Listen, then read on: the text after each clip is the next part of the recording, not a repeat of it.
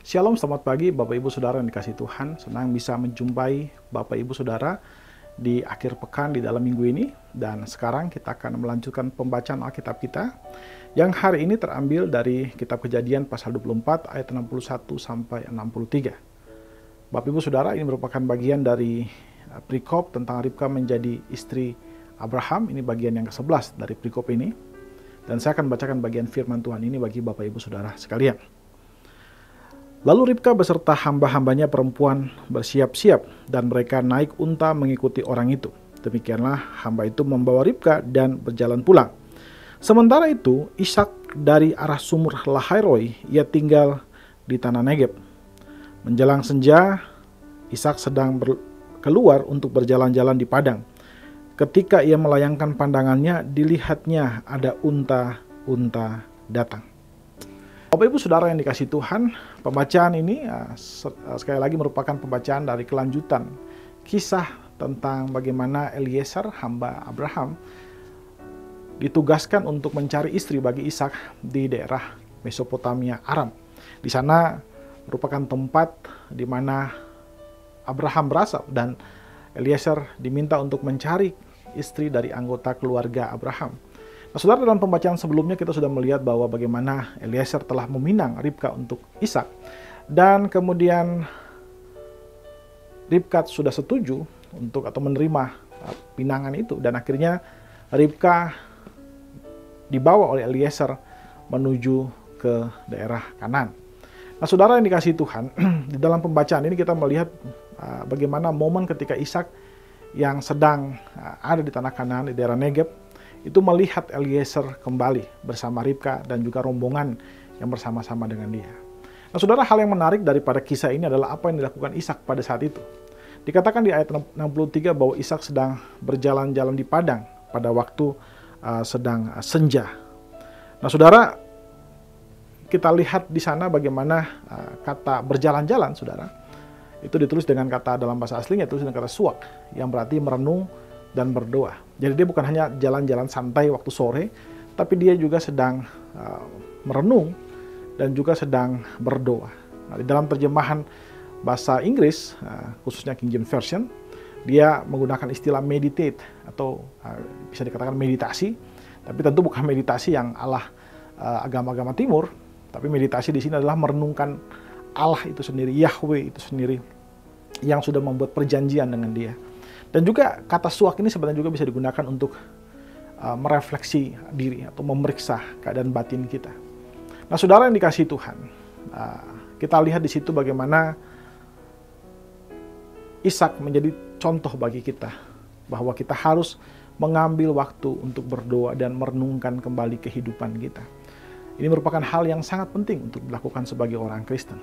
Nah, saudara, kehidupan Kristen itu bukanlah kehidupan yang hanya berkaitan dengan aturan, ya boleh ini atau boleh itu. Tentu di dalam ajaran agama Kristen ada aturan-aturan itu. Tapi kekristenan jauh lebih dalam dari sekedar aturan-aturan itu. Kekristenan bicara tentang hubungan kita dengan Allah.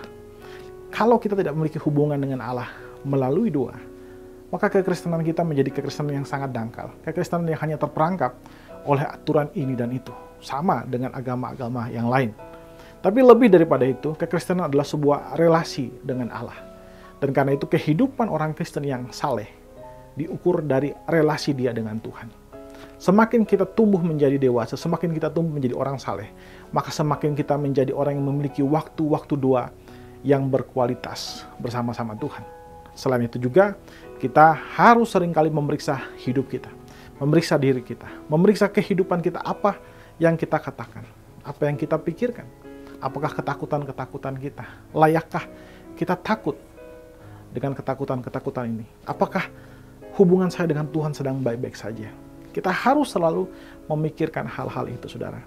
Sehingga kehidupan kita bukanlah suatu kehidupan yang sangat otomatis, kehidupan yang terseret oleh pengaruh dunia, tapi kehidupan yang dijangkarkan kepada hubungan kita dengan Tuhan. Karena itu, saudara, mari kita membangun kehidupan doa kita yang berkualitas, dan kita pun membangun gaya hidup yang seringkali kita memeriksa diri kita, menguji diri kita, memeriksa diri kita, khususnya dengan hubungan kita dengan Tuhan. Ingat bahwa kehidupan Kristen yang saleh adalah kehidupan Kristen yang terhubung dengan Allah Tritunggal itu sendiri. Amin. Saudara, mari kita ambil waktu sebentar untuk merenungkan firman Tuhan yang baru saja kita dengarkan.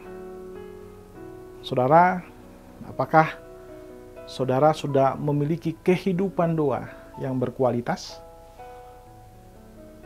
Mari kita mengambil waktu untuk berdoa, meminta Roh Kudus memberikan kepada kita kemampuan untuk tekun membangun hubungan kita dengan Tuhan melalui doa.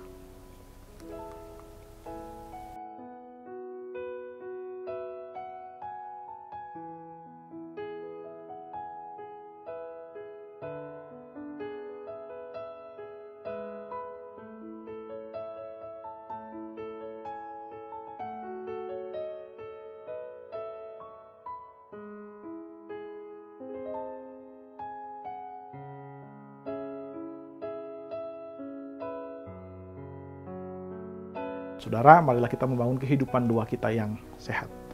Mari kita tundukkan kepala, kita berdoa. Ya Tuhan Allah kami bersyukur buat kasih dan setiamu kepada kami.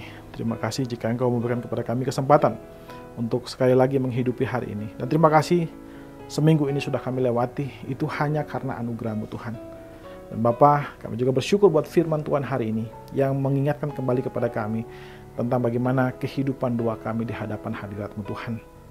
Ajar kami untuk membangun kehidupan doa yang sehat. Ajar kami untuk menikmati waktu-waktu berdoa bersama-sama dengan Engkau. Waktu-waktu keintiman kami bersama-sama dengan Engkau. Dan ajar kami juga untuk selalu memeriksa hidup kami, memeriksa diri kami. Apakah kami masih berada dalam jalan yang sesuai dengan apa yang Kau kehendaki, ataukah kami sudah menyimpang dari jalan itu. Ajar kami Tuhan, supaya kehidupan kami sepanjang hari di dalam dunia ini menjadi kehidupan yang bermakna, kehidupan yang bertumbuh, kehidupan yang erat hubungannya dengan Engkau, kehidupan yang dibentuk dari hari ke hari menjadi serupa dengan Kristus. Terima kasih Bapa, terima kasih Tuhan Yesus, kami menyerahkan kehidupan kami ke dalam tangan-Mu Tuhan.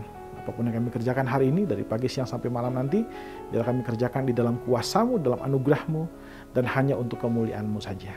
Di dalam nama Tuhan Yesus, kami berdoa. Amin. Amin. Bapak Ibu Saudara yang dikasihi Tuhan, demikian renungan kita pada pagi hari ini. Selamat menjalani hari ini dan Tuhan Yesus memberkati Bapak Ibu Saudara sekalian. Amin.